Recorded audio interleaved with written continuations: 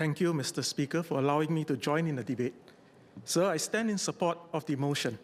I would like to thank Mr. President for laying out the key priorities for this new term of government.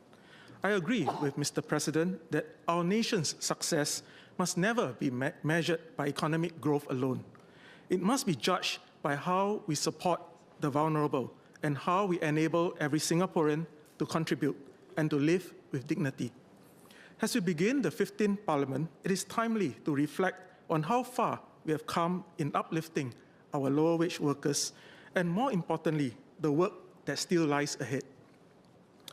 Over the last decade, we have made significant strides in improving the wages, welfare, and work conditions of our lower wage workers. Between 2019 and 2024, the real wages of workers at the 20th percentile grew by 5.9%, outpacing the 3.6% growth for the median worker. This shows that our policies are lifting those at the lower end of the wage ladder. Some ask why Singapore has not adopted a universal minimum wage. The answer lies in the strength of our progressive wage model, or PWM. Unlike a single wage floor applied across the board, PWM is tailored to specific sectors, covers over 40 job roles today, and enables workers to progress through skills and productivity. Today, more than 155,000 workers across 9 sectors and occupations are covered by PWM. Take the cleaning sector. A decade ago, a general office cleaner earned about $600. Today, the entry wage is at least $1,910. Workers like Aziza Abdul Majid, a single mother who upgraded herself from part-time cleaner to team leader, show how PWM creates dignity, career progression, and better livelihoods. In the security sector, the basic monthly wage of an entry-level security officer was about $1,100 in 2016. From 1st January this year, 2025, that basic wage rose to at least $2,870.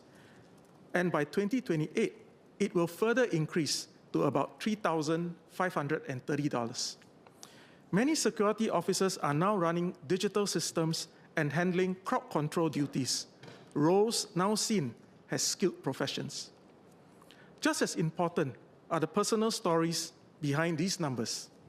One example is Sivamani Tigrajan, whose father once worked long hours as a security guard to support the family. Today, as a security supervisor, she leads a command center, embraces new technology, and inspires others to join the industry. More than higher pay, she now has pride and purpose in a profession that has been transformed by PWM. At the national level, inequality has narrowed. The Gini coefficient has fallen from 0.464 in 2014 to 0.435 in 2024. This is before transfers and taxes. If we take into account both transfers and taxes, the Gini coefficient drops further to 0.364. Sir, these achievements were not overnight. They were built on strong tripartite trusts and tough negotiations. In 2021, the Tripartite Workgroup on Lower Wage Workers put forth 18 recommendations. I'm glad to know that by working together, by July 2023, all 18 recommendations were implemented. Each year, the National Wages Council, another tripartite platform, continues to issue guidelines with a strong focus on uplifting our lower wage workers. So while progress has been made, the journey is far from complete. Inflation continues to weigh heavily. NTUC's June 2025 survey showed that lower-income households are most worried about the rising cost of food, groceries, and healthcare. Many are also supporting both young children and elderly parents. Workers know upskilling is key, but often struggle to identify relevant training or meaningful career opportunities. I had spoken about this before in this House, highlighting the two common questions that workers have. Train what? Train for what? Long working hours remain an issue. In security, officers still work 12-hour shifts, 6 days a week. Higher wages cannot come at the expense of health, well-being, and family life. The talent pipelines remain thin. Younger Singaporeans are not joining PWM sectors in sufficient numbers, raising concerns about long-term sustainability for the service providers.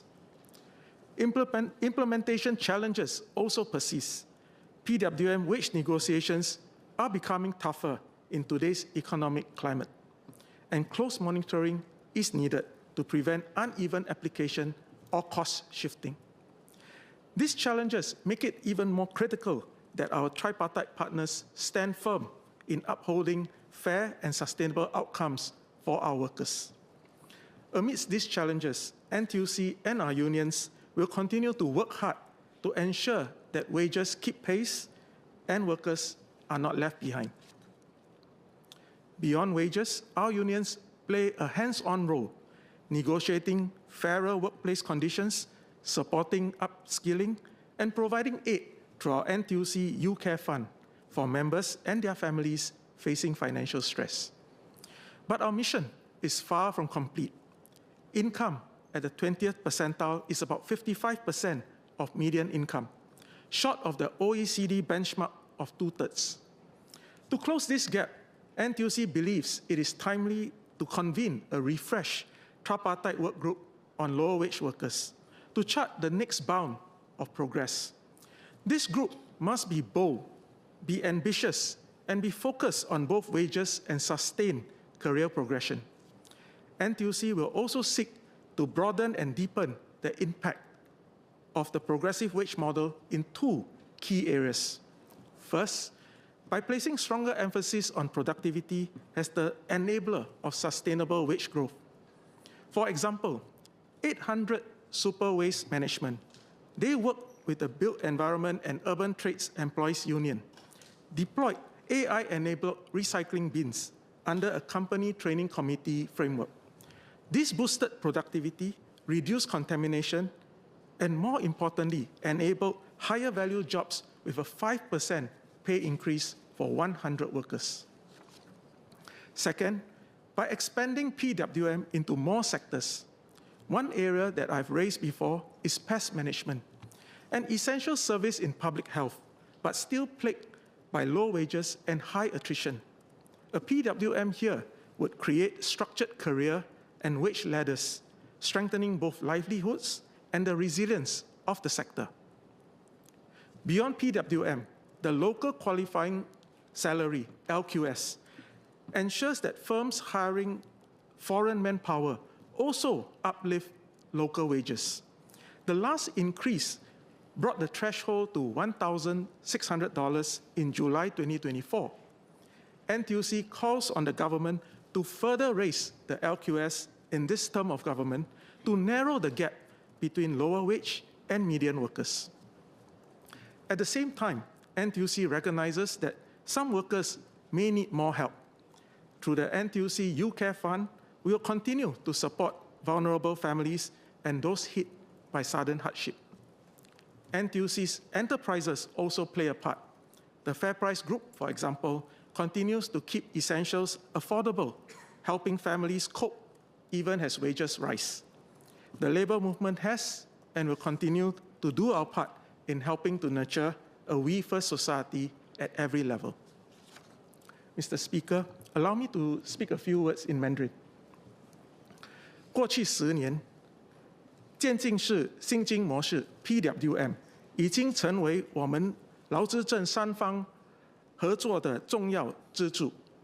我们能看到我国的贫富差距有所缩小，这证明了我们提高低收入工友工资的政策确实有效。而这些数据的背后，其实是一个个工友和他们家人的真实故事。那位能更好满足家人需求的清洁工阿叔，那位能和家人多相处的保安大哥，或是期待职业发展与肯定的害虫管理员。全国职工总会将继续坚定与低薪工友们同行，与政府、雇主和社会各界携手，建设一个更公平、更包容的新加坡。在新一届政府任期里，我呼吁政府继续勇往向前。第一，进一步扩大渐进式薪金模式的覆盖范围。第二，提高本地合格薪金 LQS 的门槛。第三，加强培训与技能提升的支持。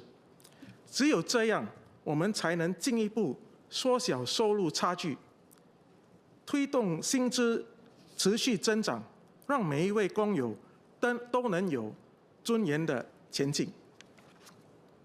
Sir, over the past decade, PWM has become a cornerstone of our labor compact. Government data has shown that wages for those at the 20th percentile has risen higher than the median, and consequently, income inequality has narrowed. More importantly, behind these numbers are real workers and real families. The cleaner supporting his children's education, the security officer spending more time with his family, or the pest management worker seeking career progression. NTUC remains firmly committed to walking this journey with our workers. Together with our tripartite partners and the wider community, we will continue to build a fairer, more inclusive Singapore where no worker is left behind. As we embark on this new term, I urge the government to press on boldly with progressive wage expansion, further raise the local qualifying salary, and strengthen support for training and upskilling. These moves are essential to close the income gap, secure sustainable wage growth, and uphold our shared vision of a society where every worker can progress with dignity. Because at NTUC, we firmly believe that every worker matters. Thank you. Leader.